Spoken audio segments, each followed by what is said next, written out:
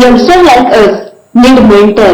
We choose them from our surrounding, but for better decisions, better guidance, we need experienced and professional mentors so that they will help us, they will guide us to our journey and help us to increase the chances of right decision and also in time of competition which will help us to compete to help us to cope up with our emotions. मेरा नाम भाग्यश्री खोबरागढ़ है और मैं महाराष्ट्र से हूँ। मैं एक youth ambassador की सदस्य हूँ और मुझे ऐसा लगता है कि एक मेंटर का होना अपनी लाइफ में बहुत ही जरूरी है, जो हमें समझ सके, हमें समझा सके। जैसे कि हम कभी इंटरव्यू को जाते हैं तो हमें समझता नहीं है कि क्या करना चाहिए। अगर कोई हमें उसके बारे में बताता है, समझा रहा है, तो हमारा कॉन्फिडेंस लेवल जो होता है वो बढ़ जाता है और ऐसा लगता है कि हम कर सकते हैं। जो ऐसी नहीं कि जो बाहर की बातें हैं, एक पर्सनल बातें भी होती है जिससे हम शेयर कर सके, जिससे वो हमें सपोर्ट कर सके, जिससे हमें बता सके कि नहीं कि ये सही है वो गलत है, क्योंकि हम खुद अकेले समझ नहीं पाते हैं सारी बातें। अगर कोई हमें सपोर्ट कर रहा है उस चीज के लिए, और उनका होना तो बहुत ही जरूरी होता है। Ma'am, thank you so much for coming. We also have Mr. Anand Binya, LIFT Fellowship alumnus from Udyan Care, and whose journey growing up in care has fueled his commitment to supporting caregivers. And Anand is a freelancer, web developer, and aspires to become a product manager. We are so privileged to have you, sir, in our summit. Thank you so much. And we also have Father Joe Prabhu, who's the Executive Director at Don Bosco National Forum for the Young at Risk, the All India network of over 80 Don Bosco institutions and organizations across 20 states and union territories of India, committed to the safety, growth, development, and rights of at-risk young adults. Father, we are so privileged to have you in our summit, and thank you so much for coming.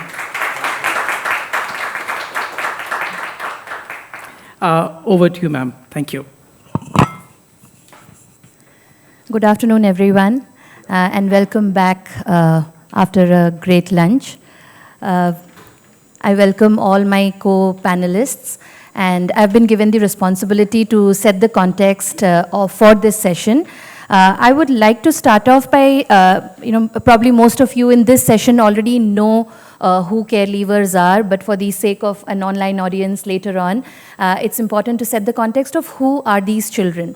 As some of you may already be aware, children end up in institutions of different kinds, which is childcare institutions or orphanages as they are known in India, or juvenile homes, or juvenile homes where children are sent when children who are identified as CCL, children in conflict with law, they end up in juvenile homes. And there are again a very wide spectrum of institutions that exist within the country, and they end up in institutions for different reasons.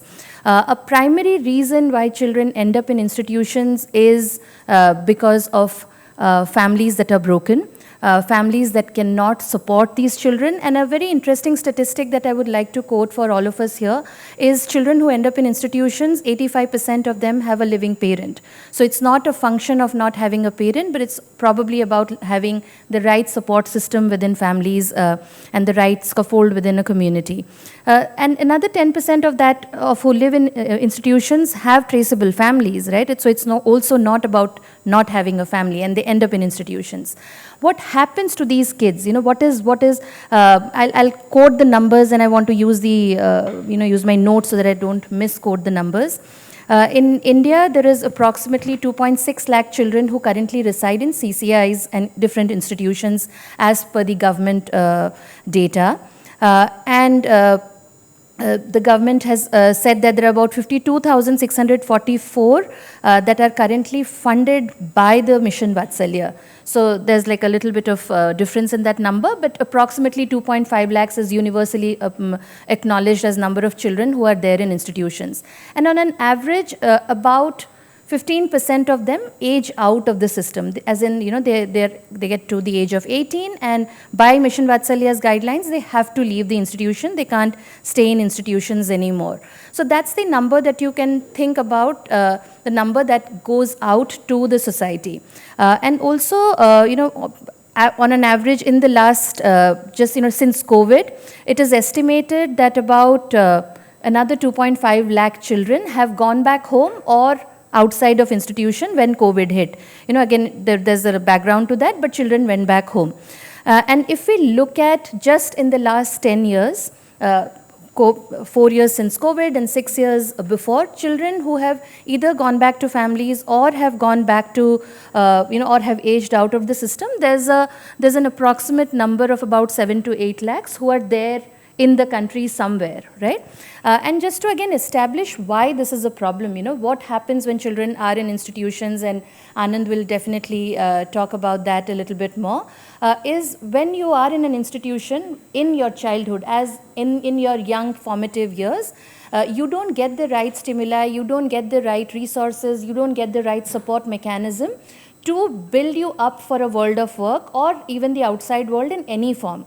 And because you have come from broken homes, because you have come from places where you have not had the right support, there is a very strong sense of abandonment, of having been left off, and of not belonging. And also within the system, there is always a sense of that they are strongly made to feel gratitude, which is not something that anyone wants to grow up with, right? Like if you're made to feel that sense of gratitude again and again and again throughout your years in institutions. And of course, there are institutions of different kinds, and we are not comparing. This is what research experiences have told us globally, right? And when children grow out of these institutions, definitely so at the age 18, because they can't live there any further, they have never experienced the outside world, and they have grown up with an absolute mistrust on relationship. There's a deficit of relationships around them. There's deficit of trust. There is deficit of support.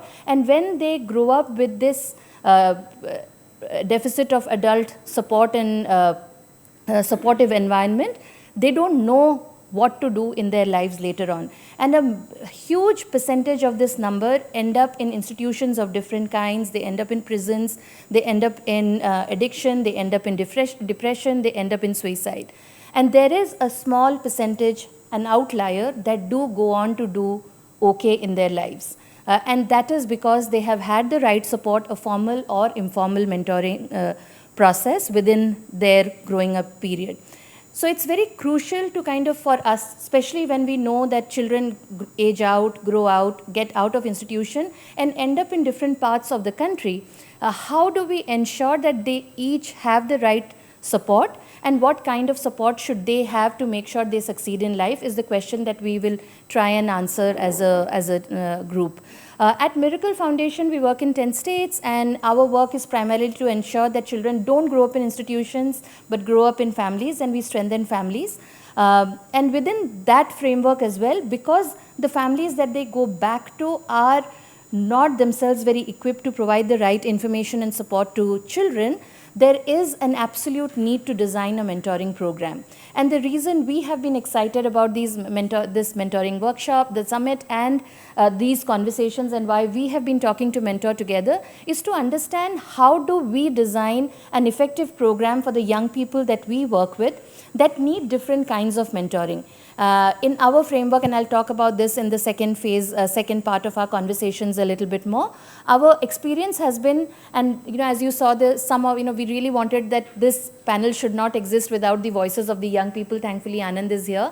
But one of the things that young people have told us again and again is we want a peer group who have gone through such experiences as ours, and we want to understand how they have navigated life problems, and they are people that we will relate to the most. Second, they have said that we want to make sure that there is life skills mentoring and employability and workplace training, and they have said we definitely need mentors once we get into work, because we don't know how to navigate the workplace pressures really effectively. So these are broad 3 streams that have emerged.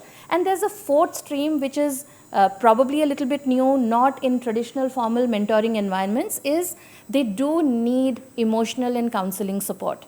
And we'll talk about this with Anand as well. So I'm going to hand over to my co-panelists. Let's start with Anand, you. And if you can talk to your experience of how mentoring has shaped and why you think a little bit of about yourself for sure, and why you think mentoring has shaped your life in a different way. Thank you, Kusum. I wanted to start from this when I was sixth standard. Okay, so when I was sixth standard, so there was one person who used to come to my childcare institution. So his name is Ankesh. So he used to come on Saturdays and teach the English classes.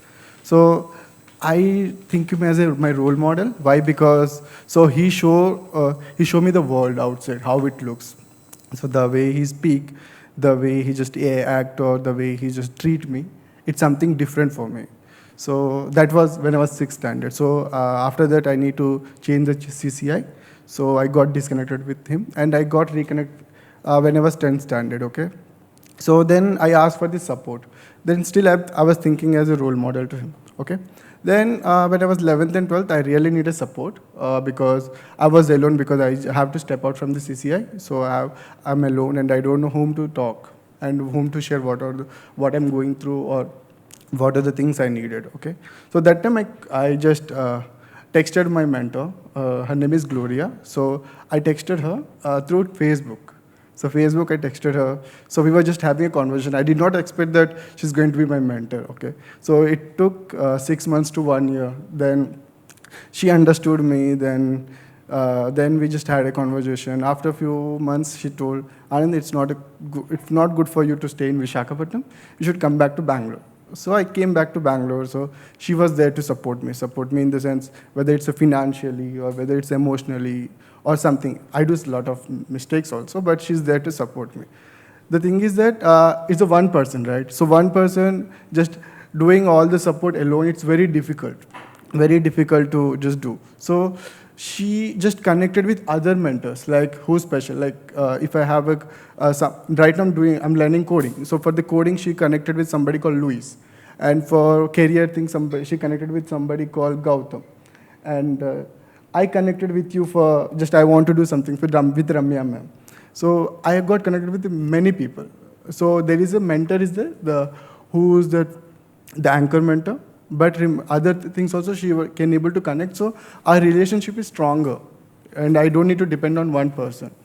Yeah. And I had just my peer mentors also. Like I have a peer group when if I have any doubt, maybe I don't need to go to my mentor. My friends can able to solve, like Christina, Leah. There are other people were there. So it was. I'm very just happy because all people were there. Because of them, I'm here. But there is something was missing. What is that? That's called belonging. So I always feel that I don't belong to this group because they are privileged people. I'm not privileged. I don't belong to this group, and they're just only showing me sympathy, all the things I was feeling. So then the Lift Fellowship came into picture. So Udyan Care, they just created a Lift Fellowship. I just joined there. Then I realized that how it feel being a mentor. So I start connecting with the other care leaver like Vishwajit, Chaitanya from We Live and other boys. So I can feel that how mentor can feel that. Means see, there is something. So if you're a mentor for one group, you need to treat them equally. So there was some imbalance things were happening.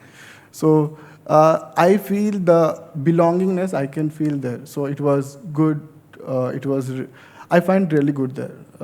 So what I'm trying to say here, the mentoring is really required for the care leaver, especially when he's going into the period when he's 17 and 18, because that time there was a lot of issues happening when it comes to whether I want to continue study, whether I want to do something, means I want to shape my future, or maybe I'm doing something wrong that time. So that time is...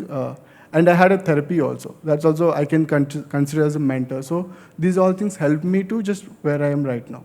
Before I move to Ramya, do you also want to kind of reflect about when you look back to your life? Before I move to Ramya, do you want to talk a little bit about when you reflect back to your life? At what point do you think you would have really liked to have a mentor? Do you want to talk about those critical points that at that point I wish I had a mentor, at that point I do wish I had a mentor? Because that's going to inform when we start to think about a mentoring program from your viewpoint where you think the gap was or where you could have used more support. The thing is that's when I was studying my 10th and 11th standard. That time I feel like I need a mentor. Why? Because I was confused because I took somebody as a role model and I want to become a software engineer. But at the same time, I have a passionate about the baking. So I'm just confused what I should do because there are other people who are giving the guidance, but the guidance was just you do this or just don't do this. So when I'm in 11th, when I'm in like 14th, 15th standard, I really need a mentor. And even still, I feel like when I was in 21, 22 years age, that time also I'm not completely full. So I need somebody there to guide me and just not give their opinions, everything. Just give their opinion, but not press. No pressure. Yeah.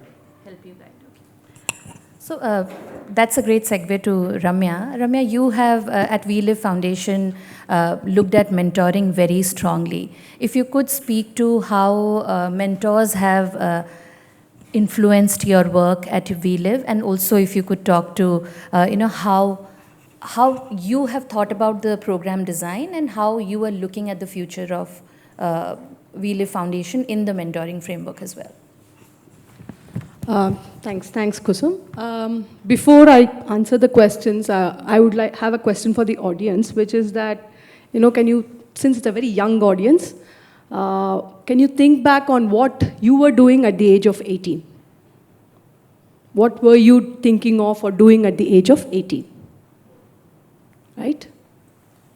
And you can compare it to a youth like Anand who's going to talk about, who's talking about having to leave the only place they have known at the age of 18.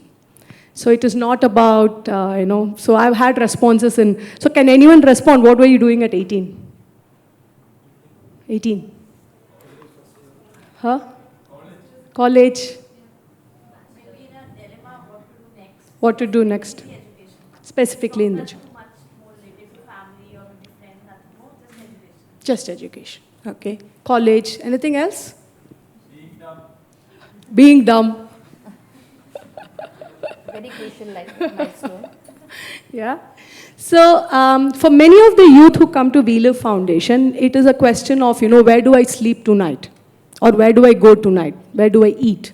So that's the kind of bridge program that we are working on. We have residential centers where youth who transition out of institutions at the age of 18 can come and stay.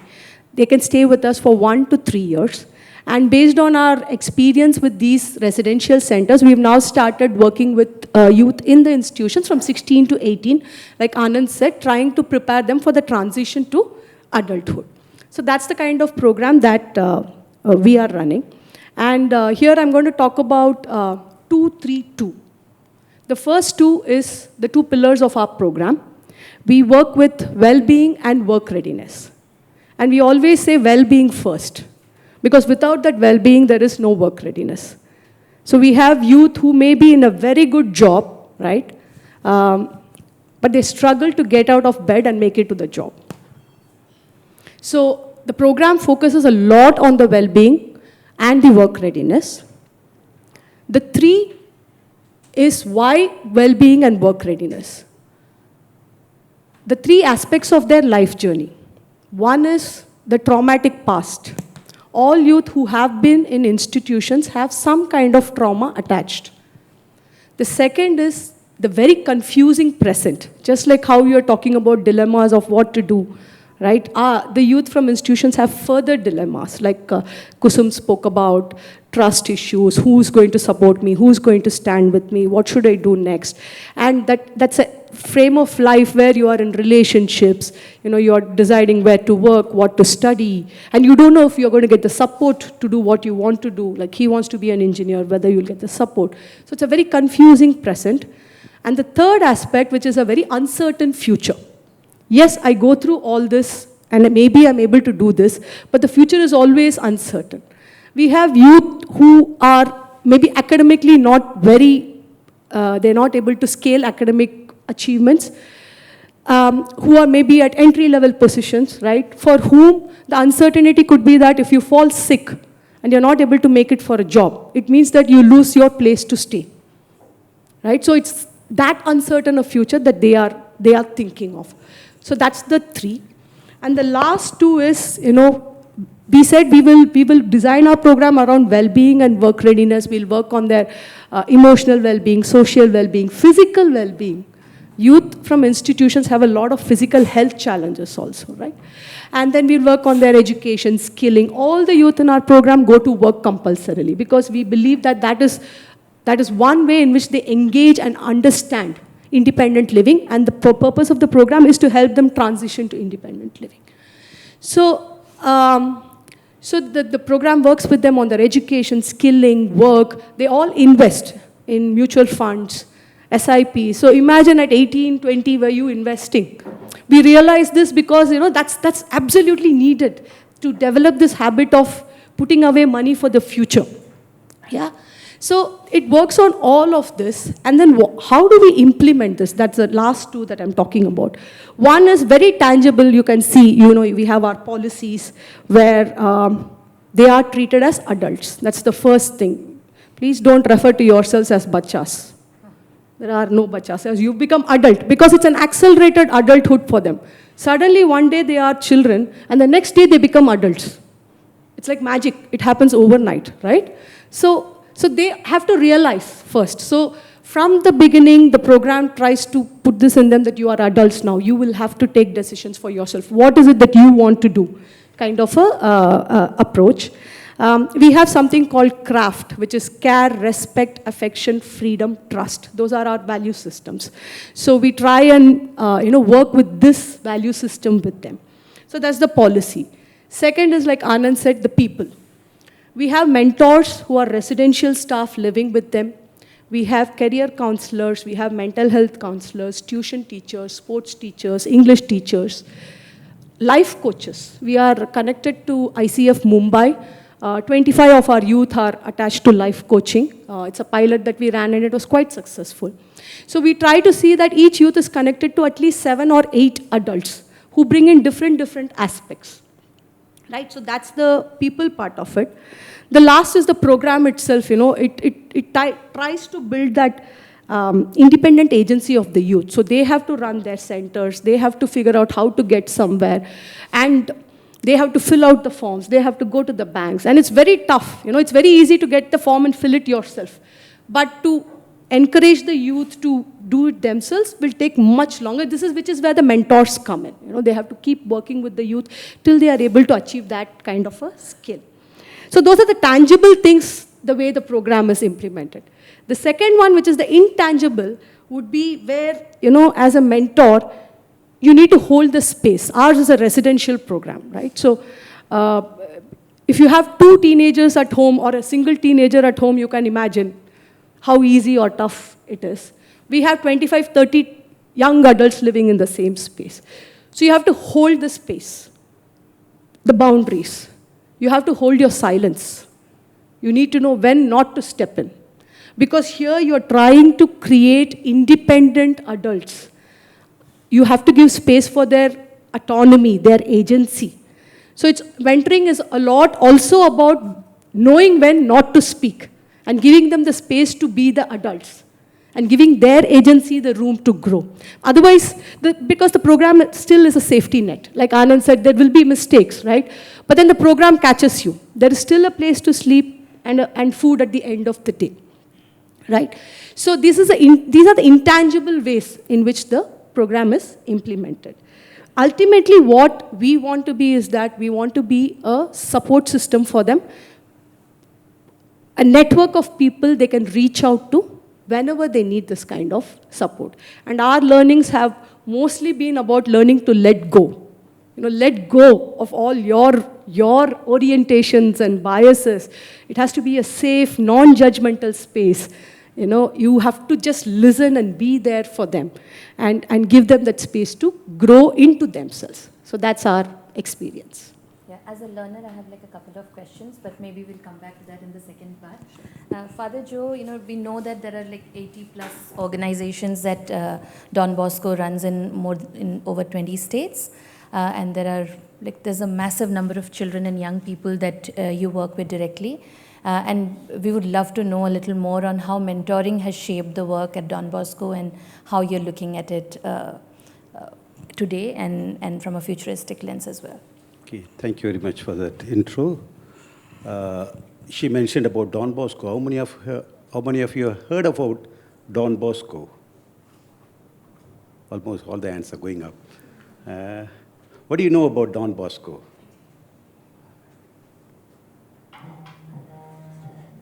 You have heard of Don Bosco? What is it? It's a service-oriented order running schools, colleges, children's homes. Okay. Uh-huh. Don Bosco himself went through a crisis at the age of 2. Yeah. He was born in a very, very, very poor family, peasant family, and he lost his father at the age of 2. He became a semi-orphan at the age of 2. And rest of his young age was a lot of crisis that he has to go through within the family and outside the family. He wanted to get good education, but he was not able to because of the poverty at home. And his mother was a second stepmother, and there was a stepbrother who was not allowing him to study. They wanted to do household works, domestic works. So that was the scenario that he suffered. He went through a lot of mental, psychological turmoil at the growing age, as a child, as a teenager, as an adolescent. And he said to himself, I will not allow such kind of things for other children who are coming up in the society. He took it up as a challenge.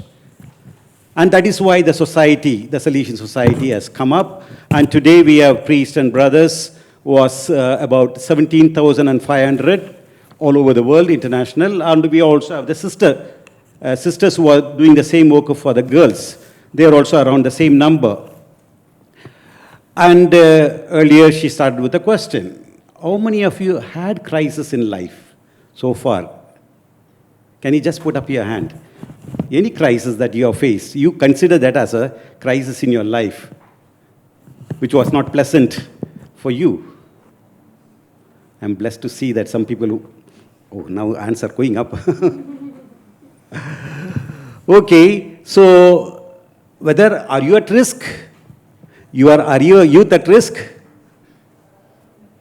How do you handle such kind of crisis? That is what the transition that we are talking about. When you are talking about the target group that we are working with, it's mentioned over there, who are the young people who are living starting from the street presence, as in the streets, and who are physically challenged with the situations at home and the psychoeconomic situation, the poverty at home. So those are the criteria, the category of the people or the target group that we are talking about. And this is the current data of 23-24. Our data is usually collected from the academic year. Most of the children who are in the school and in the colleges and things like that. This is the current data that we have taken in the month of July this year. 11 provinces are the regions, 11 regions, and the cities and villages that we are working on 160, and that's a number coverage that we have done, 430,000. And number of children and adults, you will say about 54%, and the rest are the family. So we work with the family and walk along with the families as well. We don't work only with the children. Next. Because it has got details, that's why I am putting it on the screen for you to grasp. Those who are completed 18 now, we have an aftercare program. Right now, we also have limitations of starting the new aftercare homes. So far, we have, as you see, 8 registered and 9 on the process of registration with the government. So about 17 are registered homes, aftercare homes we already have existing, and the children who are covered there, boys and girls, reaching up to 536. But numerous people are taken for a alternative care home placement. These are the real category of people who cannot afford to be home placed because there is no family. They're completely orphans. There is no one to welcome them. Even the relatives are not there. Those are the ones who enter into the aftercare. That's why I'm showing this figure. Next. So that you can see that registered, the percentage wise. The boys are more because, as I said, we have the counterparts, sisters, who are taking care of the girls. And those data are not covered here. So 25% are the girls and about 75% are boys who are covered, or the adults, young adults. Now I am coming to the mentoring process that we initiate. As I said, we start from the street presence. You go to Bangalore streets in the railway station, bus stand, and my friend there, Joshua, comes from the Bangalore Bosco. And that is what is happening. I have divided into what is the mentoring process that is happening in each of those stages. This is the first 4 points will show about the below 18. And the next 4 points, the stages will show about after 18. It is divided like that. And I may not be able to read through the whole thing. You can read for yourself. And maybe the last point will be a little covered. Maybe you can push a little so that they can see. What I am talking about is that the process that is taking place and why we are doing it. Any program must have a reason for doing it. At each of those stages, we have a reason, aim, or the focus that we have. And the second thing is that when we are part of the JJ system, juvenile justice system, we are registered under that process. The JJ system also expects us to document the process, what is happening. And we have a HomeLink Digi, the digital web portal, and where we also document. If you compare and see that what is documented in the JJ, which is government is asking, it's much more than that we capture. So that child from day entry to exit, it is tracked. All the documentation is the process and the growth is documented properly so that we are able to maintain their growth and development. For example, children who are with us, now some of them are moved to Wheeler Foundation. So the data entered in Don Bosco is carried on to them. They don't have to start from day one. Now the new child, for them it is a new candidate. But the data informations are shared with them because they are partners. Only partners we can share because of the data security. So that is how the whole process is taking place in each of this one, the rescue. Once in the street presence, we interact and the rescue takes place because of the situation that he is at a loss or she is at a loss. We need to take them from that unhealthy environment from the streets and take them for a counseling, initial counseling. And if they are produced before the CWC, then we get that CWC order and they start the rehabilitation. If it is not so, we produce them before the CWC and they are home placed directly. No, they don't even enter into any of the institutions or child care institutions. Then the fourth point is the reformation. What is the difference between the rehabilitation and the reformation? Of course, some children will have a special need, special problems, difficulties, because she mentioned about the adverse experiences with which they enter. Some of them are worst incidences. Physical, one thing, but more of children enter with the psychological and emotional and sexual abuses. Even the boys, sexual abuses are there. They have to get a proper treatment. And also the addiction. Some of them are the parents, they have seen their role models is a drunkard, mother, some of them even prostitutes. Or they have seen murders with their own eyes of parents being killed or the violence at home. So they need a special reformation That's the fourth stage. We give them a special treatment and a care that is given. Next slide. Everything is documented, whatever we are saying. The second is now after they become 18, the institutional aftercare. There is an institutional aftercare, one thing which, for example, Ms. Ramya is running, and we also said we have a 17. There is also non-institutional aftercare, which is leading to them their restoration. When they are home place, they take a follow-up of what is happening. And the seventh stage is the social reintegration that we are talking about, is the preparation for the life. It starts from day one. It doesn't begin when they are 18. Through the counseling and the individual care, they are being followed up and taken through that. Most of the children capture it and they become self-independent, but some still depend on the institutions because they don't have the proper foundation.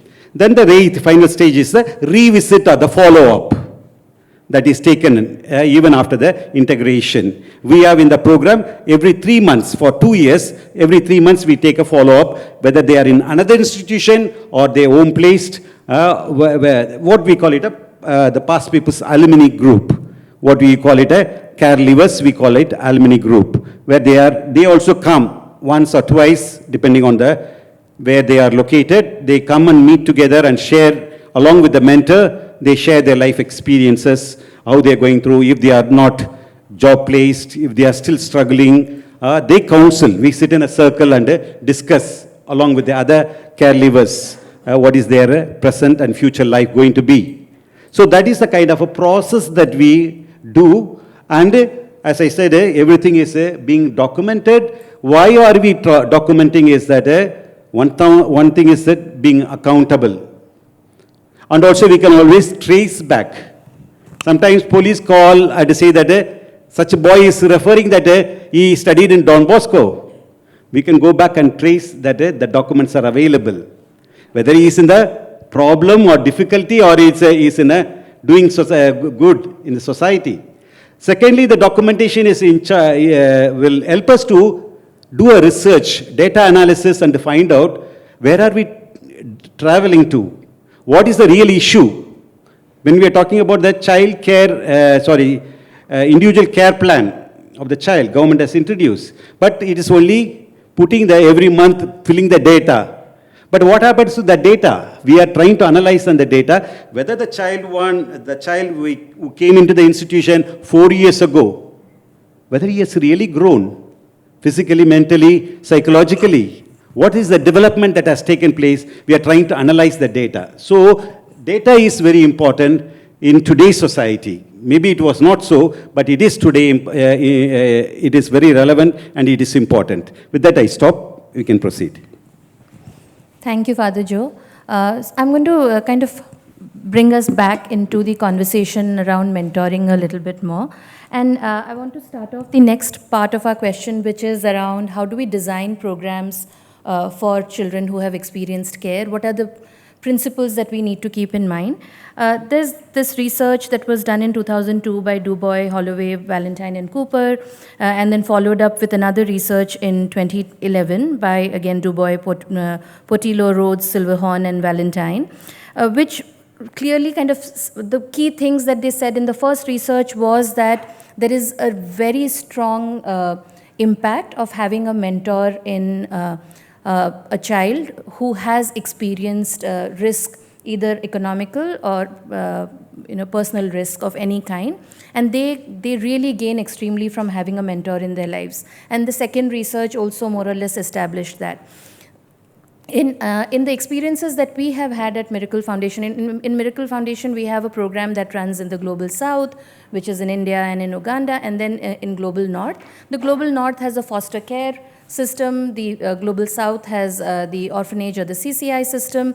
When we are thinking about, I enjoy this conversation a lot because we are at that stage where we want to design, and everything that you all say kind of feeds into what we should be keeping in mind. But I just want to go back to our experiences and what our young people say, when we are designing the program.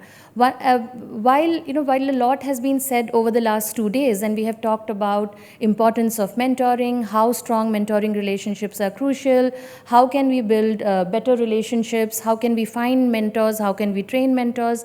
One of the things that we have struggled with, we are struggling with as we design this program is how do we match the youth aspiration and the varied context of problems that they come from to how do we design a program where mentors do not necessarily understand their challenges. One of the risks that kind of has deterred us from jumping right into it, and we are being very careful about how we design this program, is young people that we work with come, as I said before, come with a lot of trust deficit. If mentors come into their life and they drop off as well, then that creates an even more circle of vulnerability for them, and the lack of trust that they anyways had becomes more vicious in that sense. So this is one. The other thing that the young people do need in their lives, because of all the things that you've said, is the life skills and employability training to get them ready for the world of work and beyond as well, which I think is like a short-term mentoring program, more structured, formalized, and these models exist, right? But how do we ensure and how do we communicate with both sides when we are working, especially with care leavers, especially with children who have experienced care, on how mentors need to come into this relationship? What is the preparation for mentors themselves in terms of psychological training, behavioral training, expectations of the young people, and how do we train our young people, or how do we build up or down the expectation that a mentor is going to do only this much, or how do we and can we build a varied kind of mentoring streams and offer different kinds of mentors to the young people? Should we be thinking about that? That's something that has been really, really crucial for us. In the US, for example, there is, like we have heard the Harvard research, we have heard Professor talk from the University of Texas talk about how they have contradictory research as well, right? And in the US, one of the biggest challenges is a child drops off a foster care system 7 times on an average in their lifetime. And then they enter into the world, and in the US, there's enough research to prove that they become a burden on economy. In India, we don't have a foster care system. We don't have a formalized foster care system. We have a kinship care model that's building up eventually, which existed forever before institutions came in. But how do we look at mentoring in this framework? When families are broken, when the young children and young adults themselves have trust deficit, how are we going to design a mentoring program that's customized, and how do we build up or build down the aspirations? Because these are more questions for me and not really something that we have implemented already, I'm going to push it back to you, Anand. And if you could talk about, if we had to design a program for young people, right? If you had to design it from the scratch, and you were the designer, what would you do differently, or how would you look at it? As of my experience, just imagine how the families works. The thing is that the families work, there's mother, father, then the child can able to think about that I want to dream for goal, I want to go to abroad, or I want to just have a pet. Everything the child can able to think only when the basic needs are covered. So the mentor can, there should be like pseudo family, the child should have, the care leaver. Then the pseudo family can connect with other mentors. Like because imagine I connected with my mentor, another mentor who's specialist on like coding. So the person who can give what he thought about the general thing, he doesn't know what has happened to me. So when when my anchor mentor who can able to connect with the other mentor, who's special in some skill, so then the mentor can able to understand what I gone through, and the mentor can design some structure for me for study or something like that. There should be some pseudo mentor. Then other special like for mental health should be there, for different mentor, or for career, for just peer mentor also plays very important role, because mentors maybe not always available. At the same time, we don't want to share everything to mentor, because we think mentor as an authoritative figure. authority figure, so we feel like, oh, what if you're sharing this, what they're going to think, how they're going to judge. So the peer, sometimes peer mentor also play very important role, and they'll give lot of good suggestions, something. And another thing I wanted to add, so it's my own experience. So imagine always I'm taking it, right? I always feel like burden. So imagine where the mentor can able to give it back to the people who has gone through. Like example, I have gone through a lot of things. I have taken help from people. Right now, when I'm giving back to my people, the people who experience same thing, I feel good. I feel like completed. So the same thing in a program where the mentee can able to give it back to the people, it would be nice.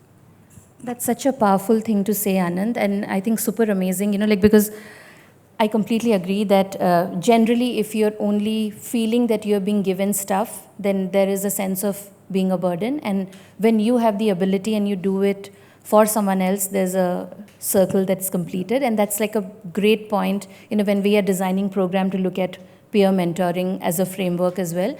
I just want to ask another question to you. Do you think it is important that a mentor should have an understanding of your contexts, and should they be trained prior to building those mentoring relationships? I'm not talking about informal mentoring, because they happen by chance, they happen when they happen, and sometimes they really work out. But when we are formally designing a program, do you think there needs to be a training? Do you think that they should know a little more about your context before you are assigned a mentor or before you choose a mentor? Definitely, I feel that it should needed, because imagine that I don't like to get people. I don't like people shout at me, and the mentor has some anger issues or whatever. Then the person is shout at me.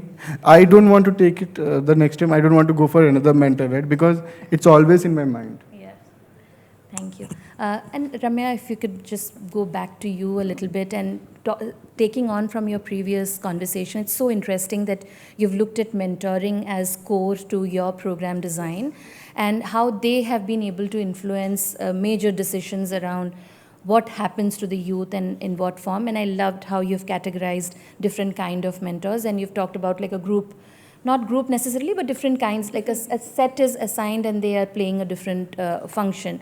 Do you want to talk a little bit about how you arrived at this model and how the voices of young people kind of fed into this framework, and also what do you think you want to do more of as you move into your program? Because 5 years is not a long time in history of any program. How do you want to kind of change that and modify that as you move forward? Yeah, so first thing is, in the earlier session, Mark spoke about professional mentoring. And there was a question about, someone wanted to take it up as a profession, and she said, will I be able to handle it? Because it is tough. It is tough working with youth or anybody who has been through trauma, who's been through struggles, and you really need to have the orientation, right? So when people from outside want to volunteer and work with our youth, we are extremely careful. We have an orientation session for them. We call it expectation setting. And we say, don't have low expectations, have zero expectations, right? Don't think that because you are giving the time, some results should come out, right? Results will be there. Right, like, and I spoke about intangibles. The intangibles are a lot more, right? People are, we are able to see what is happening out there, like if someone gets a job, or if they crack an interview, or if they do something, that's very visible in there. But there are a lot of intangibles that youth care experience youth get. Like having a peer network. Many of our youth live together even after moving out of our centers, right? Because they derive strength from one another. They are their own support system. So there are a lot of intangibles that will come from the mentoring process, and mentoring care experienced youth will have its own set of parameters which any mentor should be aware of.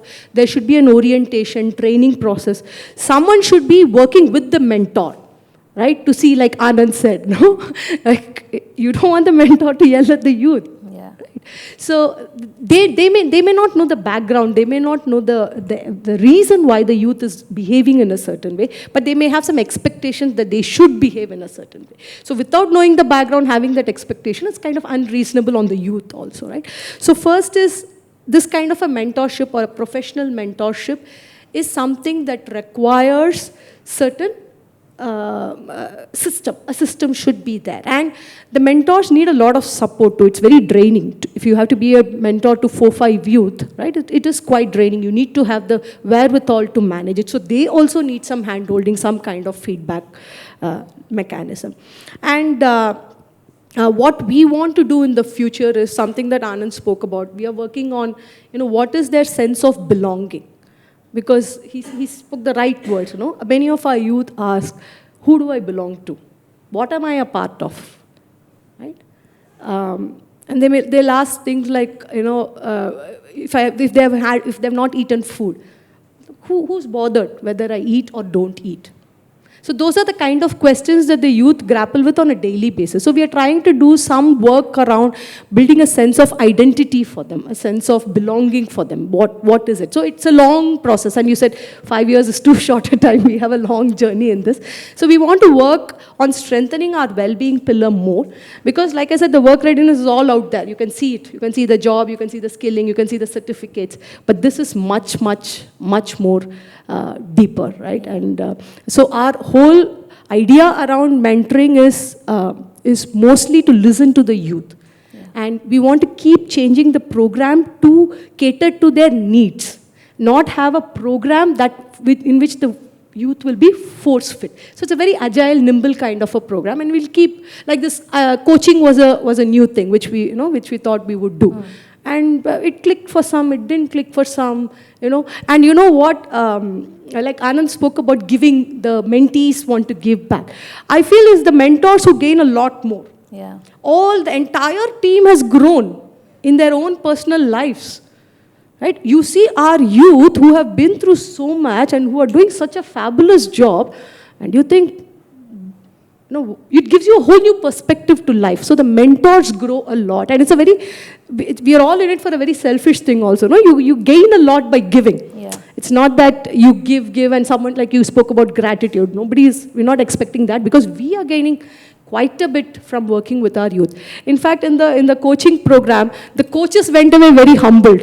These are all people with 20, 25 years experience, and they are coaching our youth of 18, 19 years. And they said, wow, your youth are quite fantastic. We feel very humbled by this whole experience, So that's the kind of a orientation, hand-holding, and a kind of takeaways that the mentor should have from the program, right? Yeah. See, the youth are quite brilliant, care levers. They have been through so much. They're able to manage. They will do well, right? It's just that with the right kind of mentorship and support, they will do even better. Yeah. They may not fall into these challenging situations from where it's so difficult for them to get out of without lacking the support system also. There's no one to call, no one to come and help them in the hospital, no one to pick up the tab, right? So with the right kind of a mentoring support and having some 7 or 8 mentors, you can't, and you rightly mentioned the trust, everyone has let them down. The mentor also, if they leave them, then it feels even more crushing for them. So you need to have a big support system. You need to have peers. You need to have qualified, trained mentors, mental health counselors, career counselors. Everyone should be there in the mix. Yeah. And in interest of time, I'm just going to probably go to Father Joe and talk about a leading question from yours. How do you think, Father Joe, we measure this? What is the measurement framework, and how do we document and how do we record? You spoke about this in your earlier session as well. But if you could speak to this a little bit more, what do we document within a mentoring relationship, especially with care leavers? And also, how do we handle disclosure? Because children who have experienced care and come from broken families, they have a lot of emotional scars and emotional issues that they air off, and it will come normally. It is a part of our working with children and young people. It happens in our active discussions every day. How do we handle that within a mentoring framework, and how do we record that, how do we respond to that, and how do we measure a successful mentoring framework? If you could, I know like a little bit of loaded question, but if you could try and answer that very quickly, and then we could summarize and then open it up to the audience. Okay, thank you. So the mentoring process documentation, I have mentioned about a number of things over there, and there is a brief leaflet which talks about also the home link DIGI. DIGI stands for DIGI, Data Intelligence for Global Interface is an abbreviation. So it is not just collecting the data and having the numbers, but what do those numbers talk to us? He is one of the coordinators belonging to Karnataka, and we have other coordinators in each of those 11 provinces I mentioned, 11 regions that we have. They are trained to analyze the data. They come up, every month they come up with a flip book and also this infographic diagram analyzing the data, and the data speaks.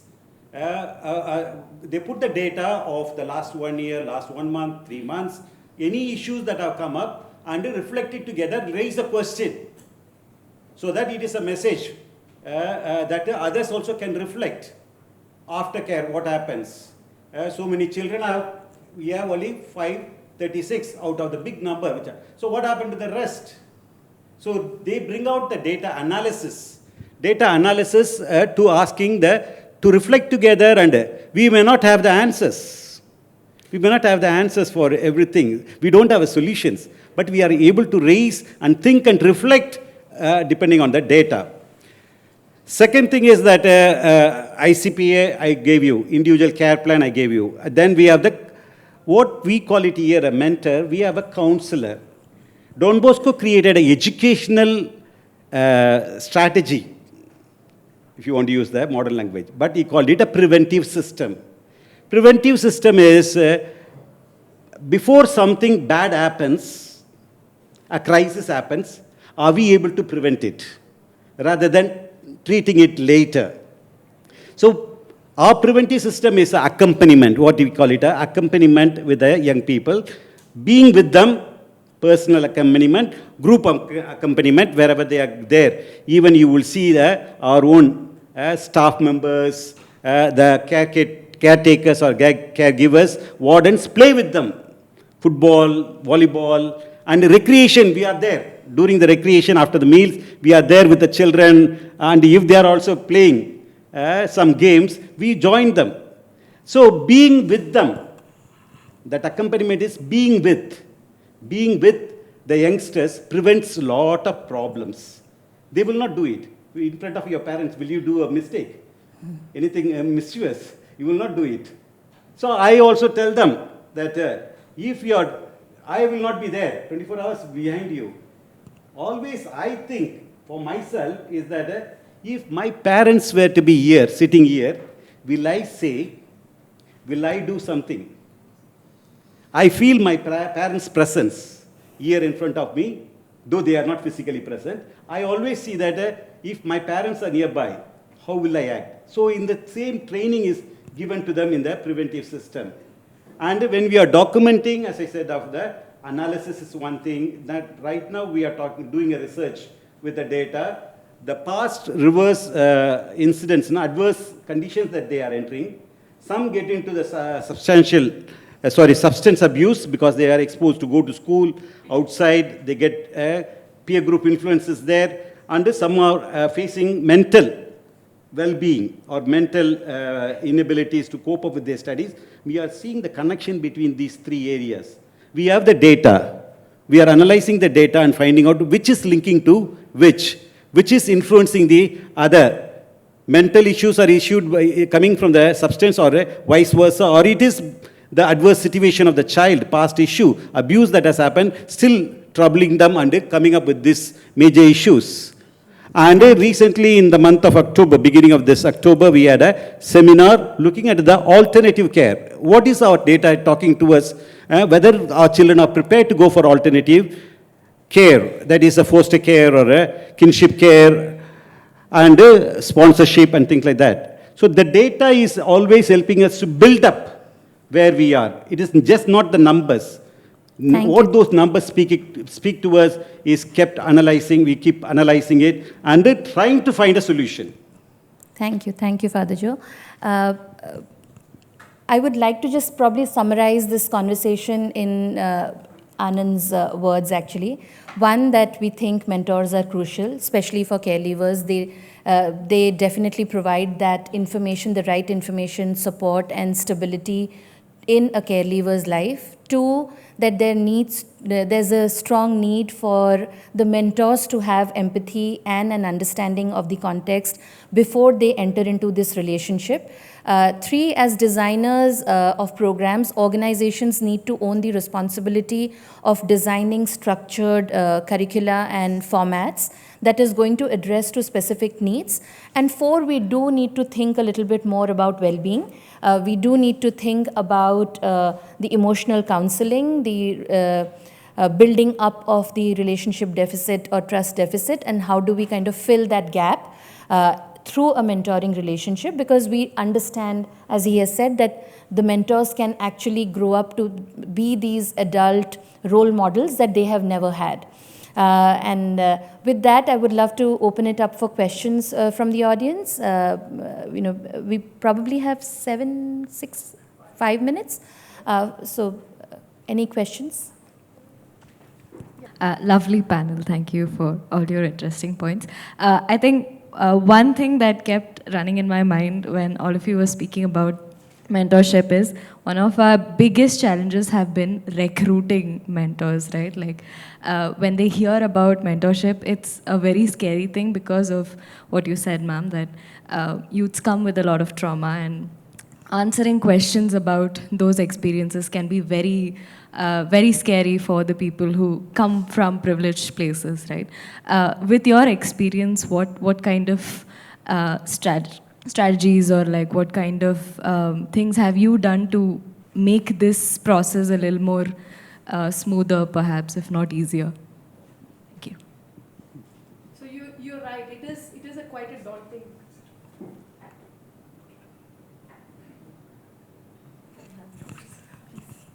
Hello. Yeah. So it is quite daunting for people to work with challenges.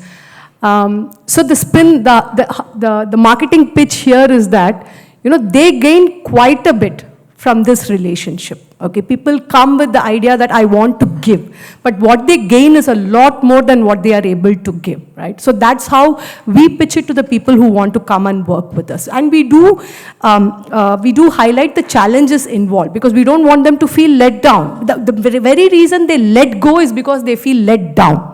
So when we say zero expectations, we don't even say low, we say zero. Don't expect anything. Just come with an idea to do something. If something you are able to see tangible out of it, excellent. But we will be able to tell you what intangibles you have added. And then we guarantee that you will go away from this experience a lot richer. So that way, people are set, they sustain for a longer time also with us. And we have these regular check-ins on how it's going, what are the challenges, kind of a thing. Yeah, and I think one answer to your question could be, at Miracle Foundation, we have very strongly believed that we don't have to reinvent the wheel. We don't have to do things that are not a part of our competency. I would love to partner with others who do it well.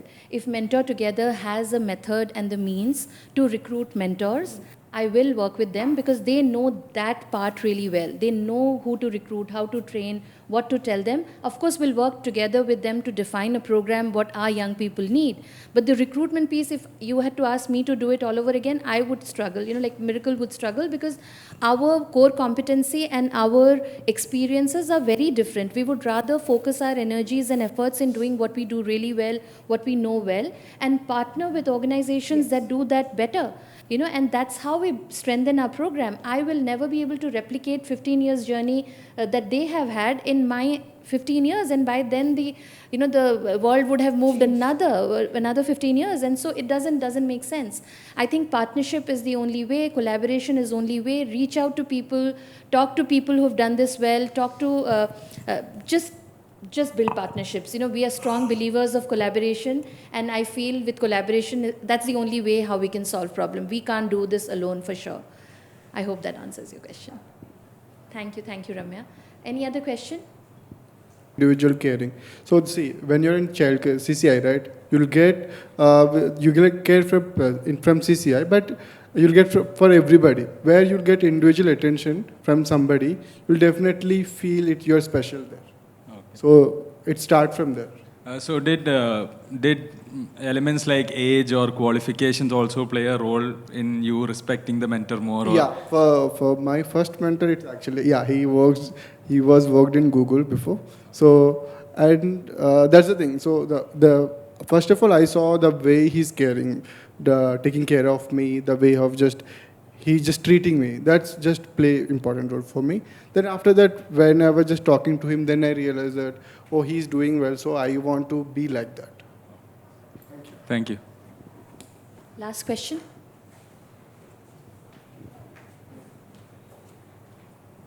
Hi. Whenever there's a transition, it's for Anand. Whenever there's a transition from, after pursuing their +1 and +2, you're going to undergrad, right? Undergraduation, you go to bachelor's in a metropolitan city or in a tier 2 city. But all the children who come from tier 3 cities, when they transition to here, so what is that experience, they overcome? And because having an adverse childhood experience in the very childhood, so how would they overcome it? So when I moved from Visakhapatnam to Bangalore, the first thing I joined as I joined in Lavon. I hope you guys know Lavon. So within 3 months I ran away because I was unable to. There is a lot of issues. One is my English is not very good and I feel very low confident and ragging on all this stuff. So it took so much time for me to understand it's okay, I'm worth it and I'm equal to everybody. So it literally took 5 years, 6 years to understand me that I'm worth it. So it's actually need a lot of practice and even it's for the general people also who's moving from the some town and moving to cities, it's really it's very challenging for them. So it needs a lot of motivations and courage to speak about this first. First of all, people won't speak about this. They feel that, okay, so something is wrong from us, so we'll just leave, that's it, and we'll discontinue study. That's what I did multiple times, but thanks to my mentor, she was just there always, just pushing me and making me to do what I'm doing right now. Thank you for inspiring Thank me. you. Thank you. I think we did really well on time. I was a little scared for a while, but thank you so much. Thank you, really thank you for the questions, and thank you everyone. It's definitely a great learning for me to be in this space of our life journey at Miracle, and we would love to reach out to you all and see how we could work together. And thank you, Anand, for being the voice of the young people, and I think that's the most crucial piece in this entire conversation, to listen to the stakeholder, to listen to who needs that mentoring, and you're going to be a very crucial voice. And as a group, we all start to think about what a structured formal mentoring program would look like that can work at scale using technology platforms. Because as we scale our work, it's different locations, different regions, not everyone is urban centric. So all that also plays out. There are different things. So thank you for being that voice. Thank you for bringing in really amazing inputs. I'm going to just thank on my behalf. Thank you. Back to Mentor Together now. Thank you so much, Kusum, and thank you so much. Thank you for moderating such a wonderful session. With, I think we had a wonderful session, right after lunch, especially. Great. So once again, I take this time to, and it's my again pleasure to say a word of an appreciation to Kusum, Ramaya, Anand, Father Joe, for sharing your knowledge and experiences. We believe the work that you are doing is inspiring, and we appreciate your commitment to uplifting young lives in transition. As a token of appreciation, we would like to present you a summit memento, and as we present the memento, let's give them a big round of applause. Thank you.